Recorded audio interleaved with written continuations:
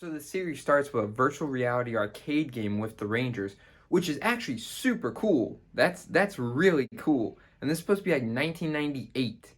And we have this adult bully coming to pick on some little kids playing an arcade game. But then we have what will become the Red Power Ranger stepping in to take over for the kids to beat the guy in the game. So then these guys show up and they end up taking him away, the Red Ranger. They take him to like a NASA basically. They give him food, they talk to him, they explain to him how the game isn't just a game, it's a training simulator basically, so they can pick the next Rangers. The other teammates end up showing up there, they end up finding him, and eventually time goes on, and then they get the powers. I'm speeding it up, trying to make this quick. So that's how they got their powers. We know in space, all they did was leave Justin behind, go meet Andros, got the powers from Andros. Now they didn't even know Andros at the time, and Megaranger, they already know each other. So some differences we have right off the bat is that Power Rangers in Space was technically the 6th season of Power Rangers, and it only lasted for 43 episodes. While Megaranger was the 21st season of Super Sentai. They already had 20 seasons going, and they had 51 episodes. Now with Megaranger, we can see that it's more of like a cyberspace type deal, where the villains were from another dimension, while Power Rangers in Space, the villains were obviously from space.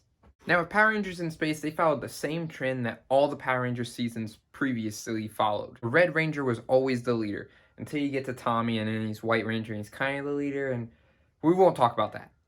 So Andros was the leader in Power Rangers in Space, but when you look at Megaranger, you got the Black Ranger as the unofficial leader of the team. Let's just use this clip right here to appreciate Mega Black for a minute, because this scene is awesome. Now I have to enter a clip of myself so I don't get no copyright strike from having more than 10 seconds of straight Sentai footage. But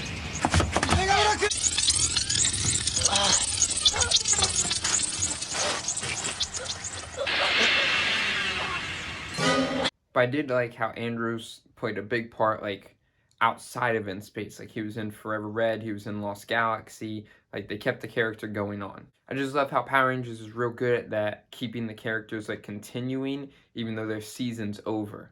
Now all the stuff on the helmets too, it's not really explained in Space, but in Megaranger they go in more depth with that. They even go to explain that the PC on the Red Ranger's helmet doesn't mean that he has abilities. It means, I believe it was, he could take on any ability they end up giving him, they decide to give him. So in Megaranger, the in-space part was just like a base they would go to.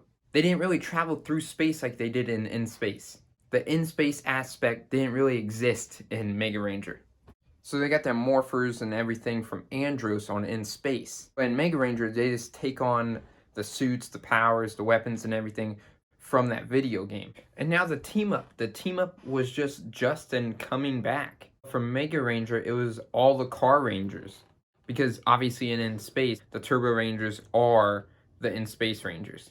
This might just be my opinion, but I like that better. That Super Sentai, they kept switching it so the Car Rangers could show up because it was different people. But I like it better the way the American version did, and Power Rangers where it was the same people carried on for a long period of time. I mean, just look at all the different Rangers Tommy was. I like that. I like that they kept the characters around. Now in Space we did get the Battleizer, but we didn't get the Mega Tector. All the Rangers in Megaranger had Mega Tector. It was like this gold armor, their shoulders, chest, covered their knuckles. All the Rangers in Megaranger basically had a small Battleizer. They even had a special attack called Rainbow Impulse. Who doesn't want to see an attack called Rainbow Impulse?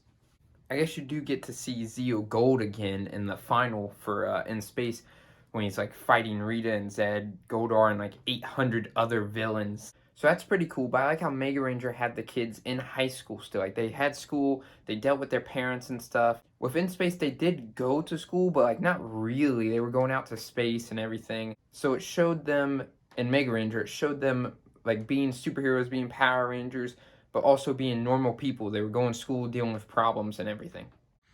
I double checked just to make sure I wasn't wrong about their powers in Megaranger. And I was right about Mega Red. And then Mega Black was a satellite connection, he could just connect to any satellite. Mega Blues was kind of weird, but it was kind of cool at the same time. Because he basically, for example, he could take a villain and put him in a TV show if he wanted to. It was creation of digital space. And then Mega Silver was actually pretty cool. His thing was called Microchip. Basically had the combined abilities of the other 5 Rangers. But I think I'm just going to end it there. That's a lot of differences and similarities. So we'll just cut off right here. But thanks for watching. Stay tuned for our next episode. See ya.